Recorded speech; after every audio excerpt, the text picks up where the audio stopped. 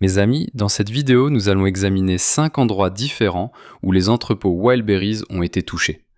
Nous parlons de Saint-Pétersbourg, de Moscou, Krasnodar, Yekaterinbourg et Simferopol, qui se trouve en Crimée occupée.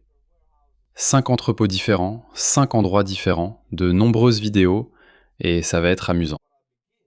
Mais je commence par une femme russe qui explique qu'elle ne comprend pas pourquoi les Ukrainiens la détestent.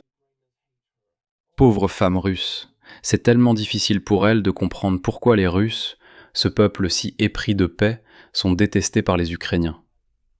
Eh bien, regardons cela, car cela nous donne un excellent aperçu de la mentalité russe. Je n'ai jamais aimé discuter de politique ou de l'actualité politique, mais dernièrement, j'ai lu les commentaires sur mes vidéos, surtout les 3 dernières, et je suis stupéfaite de voir combien il y a de gens en colère et haineux en Ukraine. Ils restent là à produire des tonnes de commentaires agressifs. Je veux dire, cela montre vraiment qu'ils n'ont rien de mieux à faire. Quelle analyse approfondie du peuple ukrainien. Ça montre simplement à quel point ils ont de la colère refoulée s'ils écrivent ce genre de bêtises à des inconnus en ligne. Mais je dois préciser, je suis presque sûr que ce n'est pas de la colère pliée. Ce n'est pas plié vers le bas, c'est plutôt refoulé, comme poussé vers le bas. C'est de la colère, c'est de la fureur, c'est à la surface. Ce n'est pas refoulé, c'est là, visible. Les Ukrainiens ne l'ont même jamais refoulé.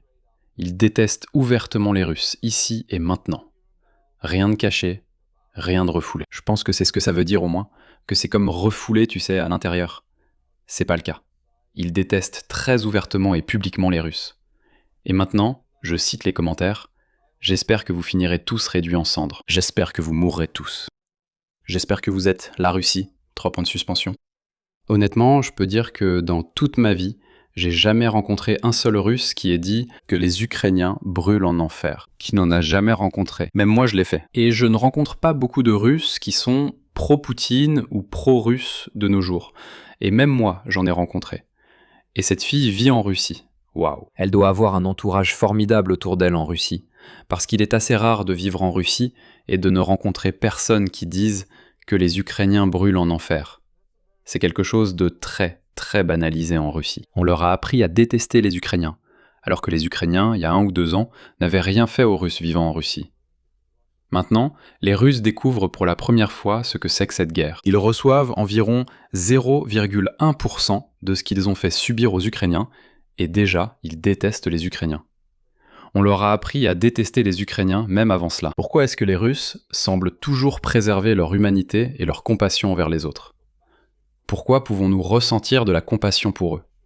Pourquoi comprenons-nous que nous n'avons absolument aucun contrôle sur quoi que ce soit? Vous voyez, elle dit, pourquoi sommes-nous les seuls à comprendre que nous n'avons aucun contrôle sur quoi que ce soit? Eh bien, parce qu'ils sont les seuls à ne rien contrôler du tout. Les nations de l'Union européenne. Chacune de ces nations a un contrôle total sur son pays. Si elles n'aiment pas leur gouvernement, elles voteront différemment dans 4 ans, 6 ans, ou quelle que soit la durée du mandat. Toute l'Union européenne est une démocratie efficace. Les meilleures démocraties mondiales y sont, car elles changent souvent de gouvernement, ce qui est un signe de démocratie. Et vous élisez un gouvernement, ils font quelque chose que vous n'aimez pas. Vous pouvez faire quelque chose à ce sujet. Vous allez protester, vous allez voter différemment. Vous sentez que vous avez une responsabilité envers le système démocratique.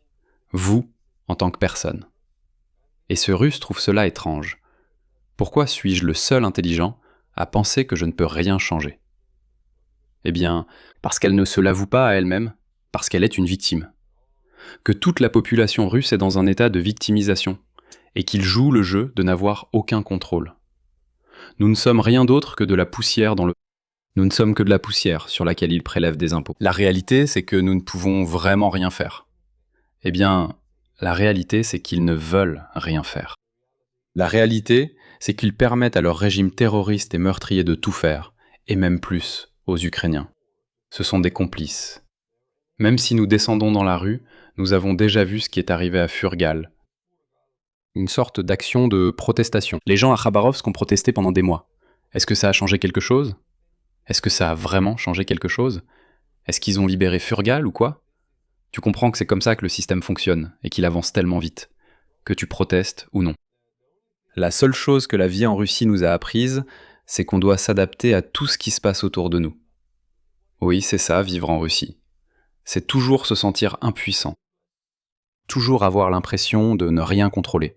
Toujours se sentir comme une brindille dans l'eau ou de la poussière dans le vent. C'est ça, être en Russie. Et si tu es différent, les gens eux-mêmes te rabaisseront.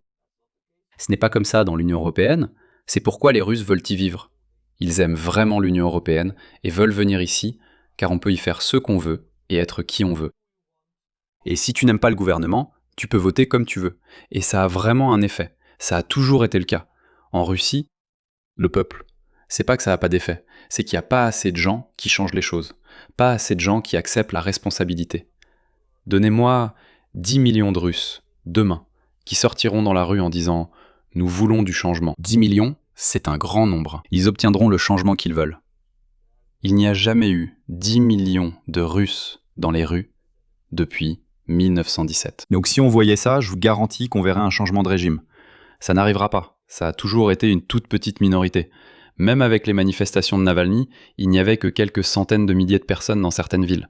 La majorité des Russes dorment. Ce sont des complices. Ce sont des victimes, surtout dans leur tête. Passons à Wildberries. Des entrepôts brûlent à cause de leur nombre. On commence avec une image satellite de l'entrepôt de Saint-Pétersbourg, prise environ une semaine après l'attaque. Voilà, 5 entrepôts, 1, 2, 3, 4, 5. Sur les 5, 3 ont complètement brûlé. Cela a éliminé environ 75% de la capacité d'entreposage. Passons donc à l'entrepôt Wildberries de Moscou. Cette attaque a eu lieu il y a presque 2 semaines en fait. Et quand ils ont éteint les incendies, il ne restait presque plus rien de l'installation. Mais le jus de Wildberries s'est répandu partout. Regardez ça. Quel genre de jus est-ce ? C'est peut-être l'eau pulvérisée à l'intérieur pour éteindre les incendies, donc des produits chimiques. Mais il y a un jus violet qui coule, ce qui doit être du jus de Wildberries. Ça aurait du sens, non ? L'entrepôt Wildberries laisse couler son jus partout. C'est une petite chose sympa à voir. Regarde comme c'est joli et violet. Jus de Wildberries à Moscou. Alors quel est l'effet secondaire de ces frappes sur Wildberries ? Bien sûr, les entrepôts détruits, ça c'est l'effet principal. L'effet secondaire, c'est que Wildberries est en réalité une entreprise. Un de leurs modèles de revenus, c'est que les gens, les détaillants, peuvent stocker leur stock dans leurs entrepôts et eux-mêmes, et Wildberries s'occupe de l'exécution des commandes. Si une personne passe une commande, ils envoient la commande et organisent les colis. Eh bien, après que les gens ont vu ces attaques, ils retirent leur inventaire, leurs propres affaires de ces entrepôts parce qu'ils n'ont plus confiance. Et tu sais ce qui est génial ? C'est même pas Wildberries dans les vidéos, c'est l'un des autres services similaires. Mais l'essentiel ici, c'est que si les gens voient Wildberries brûler et qu'ils retirent même leurs affaires d'autres prestataires de services, cela signifie que la panique, la peur et la paranoïa sont suffisamment grandes pour nuire à l'ensemble des services de traitement des commandes et d'expédition en Russie. Les dégâts causés par ces attaques, disons 5 entrepôts Wildberries brûlés, touchent toutes les sociétés de livraison, parce que les gens n'ont plus confiance. Ils pensent que leur stock brûlera s'ils sont la prochaine cible d'une attaque.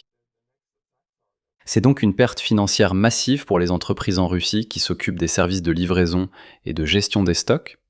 Il s'agissait de la société United Warehouse Company à Moscou. Je doute que cela soit ciblé, mais cela montre bien comment l'anxiété et l'hystérie peuvent avoir des effets tout aussi néfastes. Parce que ces entreprises gagnent de l'argent en facturant les détaillants, en stockant leur stock et en traitant les commandes. Eh bien, les détaillants retirent leur stock. Cela tue beaucoup d'entreprises, même si elles n'ont pas été touchées. Ça les tue quand même, alors que Wildberries, en même temps, fait plutôt l'inverse. Ils n'autorisent pas les détaillants à retirer leur stock. Beaucoup de détaillants essaient de récupérer leur stock, parce qu'ils ont peur qu'ils partent en fumée. Wildberries ne le permet tout simplement pas. Vous ne pouvez pas faire ça. Nous avons votre stock, c'est tout. Vous êtes notre otage. C'est vraiment une chose dégueulasse à faire, mais ils le font parce que s'ils n'ont plus le stock des détaillants, ils feront rapidement faillite. Ces attaques sont suffisamment importantes pour que le porte-parole du Kremlin, Dmitri Peskov, y ait même répondu.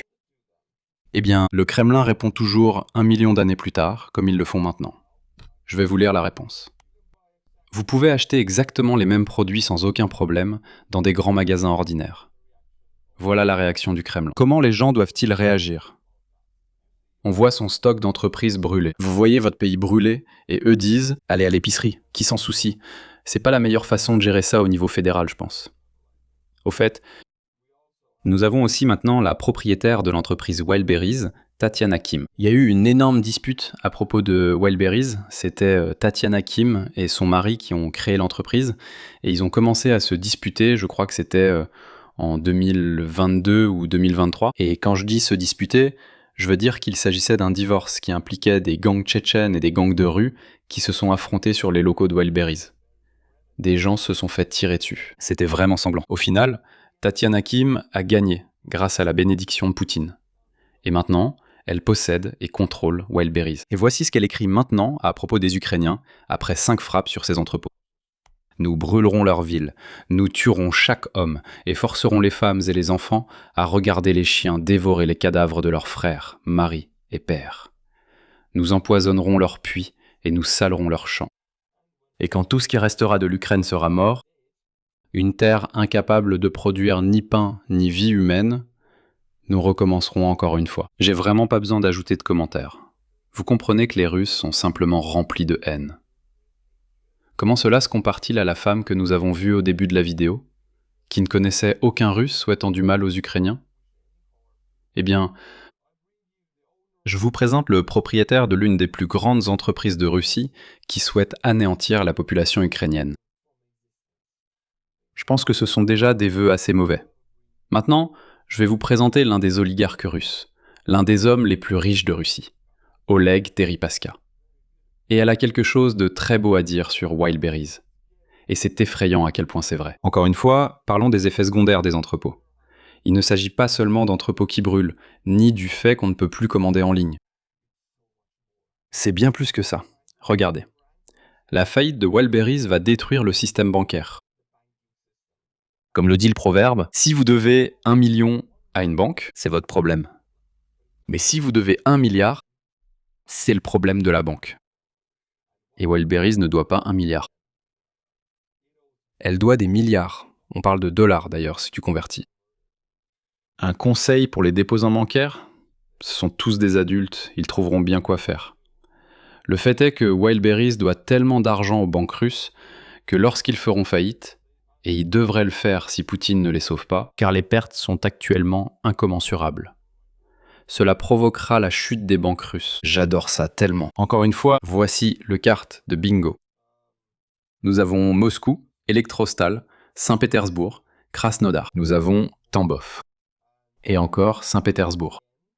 Et Stavropol, et maintenant Simferopol, la Crimée occupée. Cette carte de bingo sera remplie, et Wildberries brûlera. Je ne parle pas seulement des entrepôts, mais de l'entreprise elle-même. Elle fera faillite. Wildberries ne fonctionne pas avec une grosse marge bénéficiaire. Ce type d'entreprise fonctionne avec moins de 10% de marge. Donc, si vous détruisez environ 20 à 30% de toute leur capacité d'entreposage, ils feront simplement faillite. C'est comme ça. Et en ce moment, ces pertes sont déjà impossibles à couvrir. Eh bien, ça suffira, laisse faire le temps. Prenons par exemple Wildberries Krasnodar. Comme je l'ai mentionné, nous avons observé tous les différents sites. C'est l'une des plus belles vidéos de l'incendie d'un des entrepôts Wildberries. Krasnodar. Ce n'est pas de l'IA, c'est réel, mais ça a l'air faux. Toujours, ces vidéos de Russie, je dois préciser que c'est pas de l'IA, parce que, franchement, c'est tellement impressionnant qu'on croirait que c'est faux. Mais non, c'est bien la réalité. Vraiment magnifique, et je suis presque sûr que ça ira dans la miniature tellement c'est joli. Au fait, à Krasnodar, tu travailles comme régulateur ferroviaire dans ton bureau, et tu as cette magnifique vue sur l'entrepôt Wildberries en train de brûler pendant que tu guides les trains sur les bonnes voies. Ton pays déraille complètement. C'est un jeu de mots. Maintenant, allons à Wildberries Ekaterinbourg, qui se trouve à 1600 km de l'Ukraine, ce qui fait à peu près 1000 miles en fait. C'est vraiment de l'autre côté de Moscou, vers la Sibérie. Vraiment, vraiment très loin. Ils ont vraiment eu de la chance, les Wildberries de Ekaterinbourg, parce que la plupart des drones ont en fait été abattus ou n'ont pas atteint leur cible. Et celui qui a touché le parking à côté des Wildberries, voici l'entrepôt. Toutes ces voitures sont en train de brûler. Mais l'installation elle-même, d'après ce que j'ai vu, n'a pas été touchée. Ici, vous voyez toutes les personnes fuyant l'entrepôt. Mais les seules choses qui brûlent, ce sont une dizaine de voitures, quelque chose comme ça. Elles ont vraiment bien brûlé, comme on le voit sur les images. Ce ne sont que des voitures brûlées. Mais l'entrepôt lui-même allait bien, donc ils s'en sont sortis avec un avertissement. Je ne pense pas qu'ils auront autant de chance la prochaine fois. Juste pour confirmer ça, si des gens disent que Wildberries Yekaterinbourg a été détruit, non, ce n'est pas le cas. Voici une image satellite d'avant et d'après. Ça, c'est l'après. Vous pouvez voir que le parking a brûlé, mais l'installation est intacte. Pour dire la vérité, il faut préciser que cette installation va bien en ce moment, elle fonctionne, mais je pense qu'ils vont l'attaquer à nouveau. C'est pas ça qui est important. Ce qui compte, c'est l'homme et les ouvriers, je veux dire. Ceux qui étaient là, vous savez, qui sont partis, qui se sont enfuis de l'entrepôt au cas où ils seraient attaqués. Et l'un d'eux a été interviewé. Donc cet homme, je veux vous montrer cet homme et son interview. Ce sont les travailleurs de l'entrepôt Wildberries d'Yekaterinbourg. Alors, comment vous vous sentez? Déception. Envers qui? Envers nos autorités. Pourquoi? Parce qu'ils ont laissé cela arriver. Tu vois, c'est une personne ordinaire qui travaille chez Wildberries. Il aurait pu être complètement endoctriné et accuser l'Ukraine. Et c'est ce que la propagande russe essaye de faire pour orienter la colère, pour orienter les reproches. Mais ils échouent un peu là-dessus. Parce que tu vois un homme comme ça, et il y en a des milliers d'autres qui commencent en fait à blâmer leurs propres autorités. Pourquoi? Le fait qu'une personne essentiellement pacifique, une installation qui s'occupe du transit de sous-vêtements, de pneus et de baskets, a été frappée par le camp hostile au sein des autorités régionales. Oui, cet homme ignore que Wildberries expédie de nombreuses marchandises militaires. Je ne sais pas pourquoi, car ce n'est pas un secret, c'est affiché sur leur site web. Vous pouvez acheter par exemple presque tout ce qui touche aux militaires, sauf par exemple les armes et munitions. Tout le reste est achetable. Mais il l'ignore évidemment. Et puis on lui demande « Êtes-vous déçu par les autorités régionales ou par les autorités fédérales ?» C'est-à-dire le Kremlin, Poutine. Les autorités fédérales, bien sûr. Les autorités régionales rendent directement compte aux autorités fédérales. En quoi les actions des autorités régionales importent-elles? Ce sont les autorités fédérales qui comptent. Et quand les frappes sur Moscou ont commencé, eh bien, sur cet entrepôt, à Moscou, à Saint-Pétersbourg, tu pensais que ça nous atteindrait? Bien sûr. Pourquoi? Eh bien parce que je me souviens que lorsqu'il y a eu une frappe sur le Tatlin, au centre, je suis allé sur les lieux de la frappe le même jour. Vu comment tout était organisé là-bas, et comment ils n'ont même pas dispersé les gens, il était évident que nous n'avons absolument aucune organisation de protection. Donc, cet homme est en quelque sorte passé à travers les mailles du filet de la propagande russe, sans blâmer l'Ukraine, ne blâmant ni l'Occident, ni les autorités locales, ni les boucs émissaires en Russie, mais le gouvernement fédéral, le Kremlin. Poutine, les dirigeants, c'est ce que Poutine ne veut pas. C'est ce que la propagande russe cherche à éviter. Elle est conçue pour orienter l'énergie, l'attention, la haine et le blâme des gens. Et ce type les blâme. Donc, la propagande russe montre des signes d'échec. Les propagandistes russes sont vraiment doués dans ce qu'ils font. Mais malgré tout, on voit des gens comme ça. Cela signifie qu'ils échouent. Ils ne les attrapent pas tous. L'une des frappes les plus récentes, allons voir où elle a eu lieu. C'était à Simferopol, en Ukraine occupée. C'était l'un des plus petits entrepôts Wildberries. Il a quand même complètement brûlé jusqu'au sol. Voici une des attaques récentes, survenue le 25 juillet. Vous voyez, ce n'est pas très grand. Mais quand même, c'était très proche de l'Ukraine. Je veux dire, c'est l'Ukraine occupée. Donc ils l'ont détruit. Et voici aussi la géolocalisation. Voilà la taille de l'entrepôt. Ce n'est pas le plus grand. Et il brûle toujours de la même manière. J'en ai vu beaucoup maintenant, et il s'effondre toujours comme ça. Il brûle à l'intérieur, c'est vide, et les murs s'effondrent sur eux-mêmes comme ça. Je parle de cet état d'esprit d'une personne russe depuis toujours. Mais heureusement, j'ai trouvé cette vidéo d'une femme qui donne exactement le même point de vue. Et c'est toujours bien d'avoir le même point de vue sous différents angles. Alors écoutons ce qu'elle a à dire. Mon Dieu, nos entrepôts, ils les ont bombardés. Des Russes qui crient sur Internet.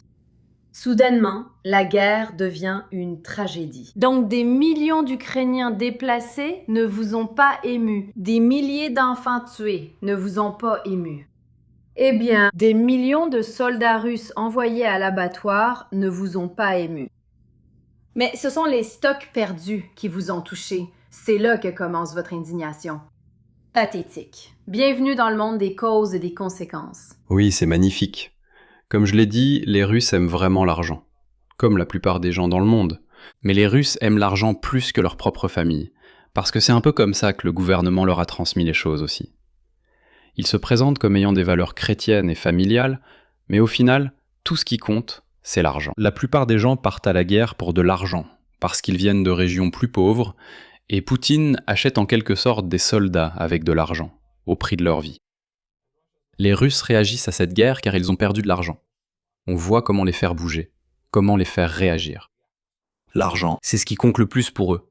Donc il faut leur enlever ça. Vous pouvez faire réagir les Russes. Vous pouvez prendre l'initiative en brûlant leur argent. Et c'est ce que font les Ukrainiens. Mes amis, je voulais vous remercier de regarder ces vidéos, de faire partie de ce processus éducatif. Nous apprenons à gérer les Russes, à parler leur langue. Ils ont une langue différente, pas la langue russe, mais des mentalités. Vous avez ce genre de mentalité victimaire et complaisante, alors il faut avoir des outils spécifiques pour les atteindre. Sinon, ils ne vous écouteront jamais, et vous ne les comprenez pas. Et il y a cet énorme problème de barrière linguistique. Nous apprenons à les comprendre, puis à les faire bouger, à les faire réagir, à les faire danser à notre rythme. C'est ce que font les Ukrainiens. Et pour cela, il faut les comprendre. C'est ce que nous faisons ici. Merci de me permettre de faire cela. J'aime vraiment ça. Et pour cela, je veux remercier 3 nouveaux membres sur Buy Me a Coffee qui soutiennent cette chaîne. Nous avons Tibor. Merci beaucoup de nous avoir rejoints. Nous avons Olivier. Merci. Et enfin, Greg et Sharon. Merci de vous être joints à nous. Si vous aimez ma chaîne, rejoignez l'abonnement mensuel sur Buy Me a Coffee et abonnez-vous à la chaîne YouTube. D'ici à ma prochaine vidéo, rendez-vous chaque lundi, mercredi et vendredi. N'oubliez pas de revenir et à bientôt.